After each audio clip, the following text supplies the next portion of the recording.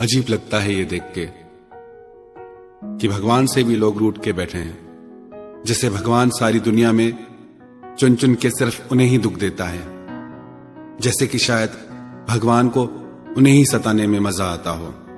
पर ऐसा क्यों होता है?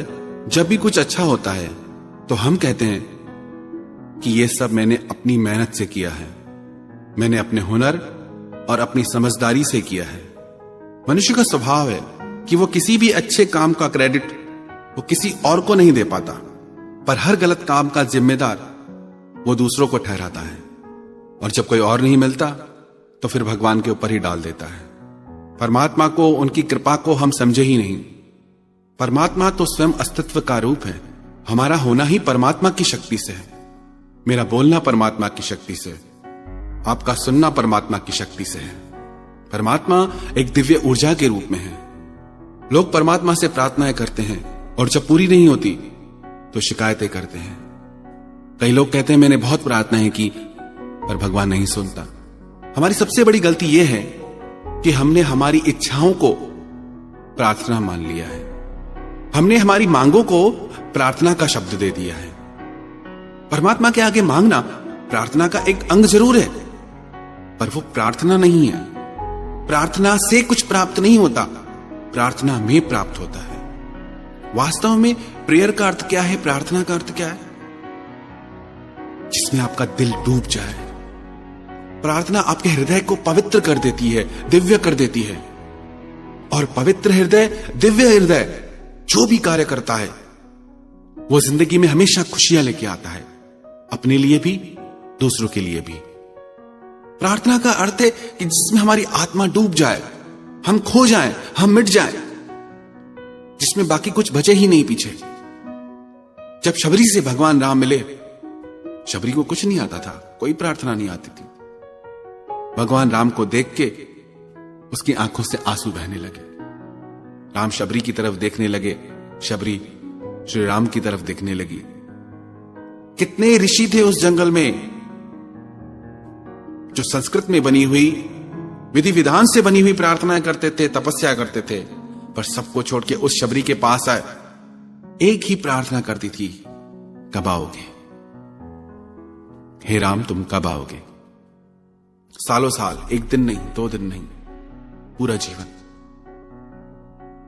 ऐसा नहीं कि जिस दिन श्री राम आए उस दिन उसको प्रार्थना का फल मिला, नहीं, हर दिन उसे प्रार्थना का फल मिला।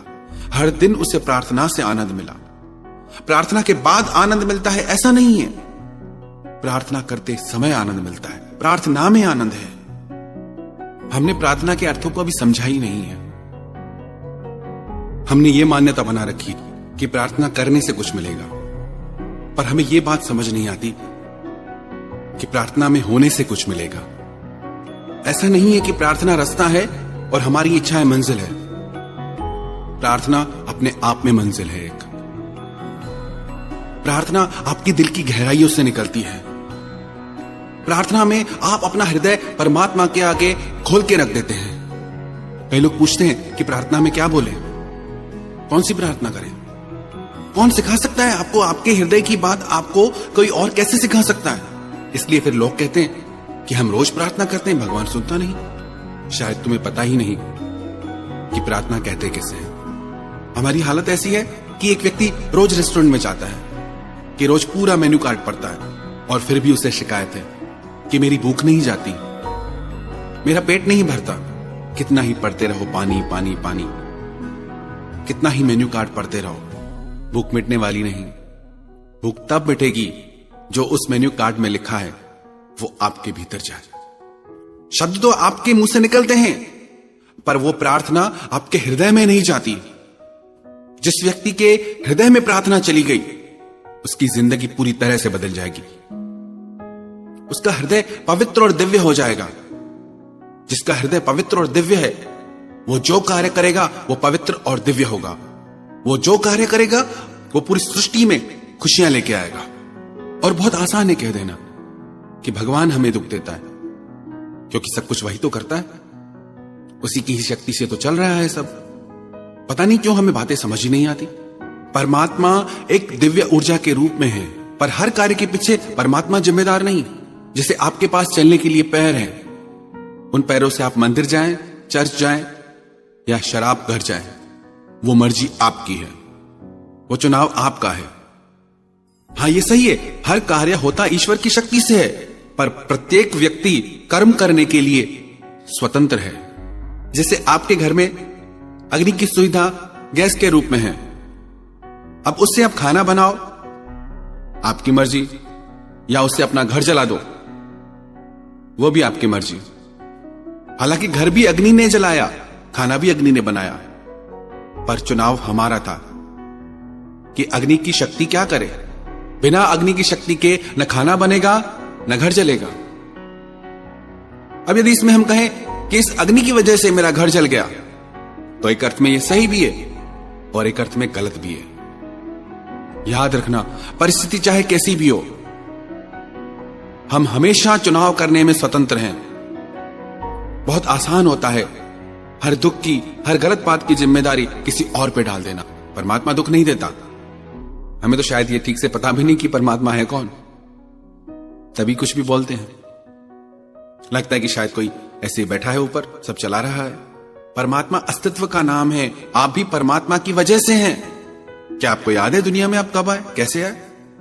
जो कुछ भी आपको मिला है जिंदगी में, जो भी आपके अपने हैं, आपने मांगे? किससे मांगे?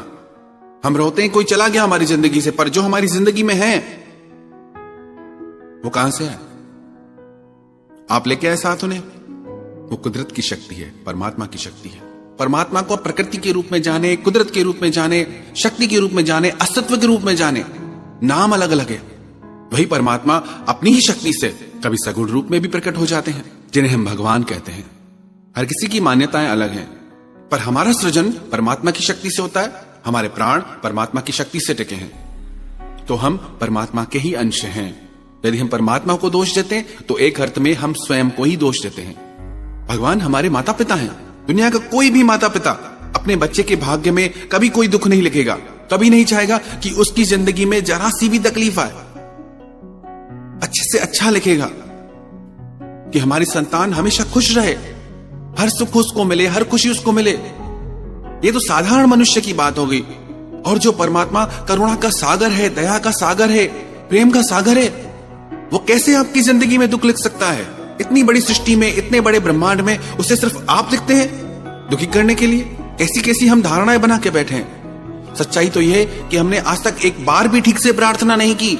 इच्छाओं को मांगना, चीजें मांगना प्रार्थना नहीं होती कि तुम भगवान मेरे लिए ये कर दो तो मैं तुम्हारे लिए ये कर दूंगा। आप प्रार्थना करने आए हैं या व्यापार करने? प्रार्थना तो एक भाव है जिसमें पुकारने वाला डूब जाता है। प्रार्थना तो एक भाव है धन्यवाद का कि हे परमात्मा, मैं तो डिजर्व ही नहीं करता, मैं तो इस लायक ही नहीं जितना तूने मुझे दिया है। कुछ भी तो नहीं है मेरे हाथ में, पर सब कुछ तूने दिया है। अगर प्रार्थना को हम सही मायने में समझ गए तो पूरी दुनिया में एक इंसान ऐसा नहीं बचेगा जो ये कह सके कि मेरी प्रार्थनाएं भगवान नहीं सुनता।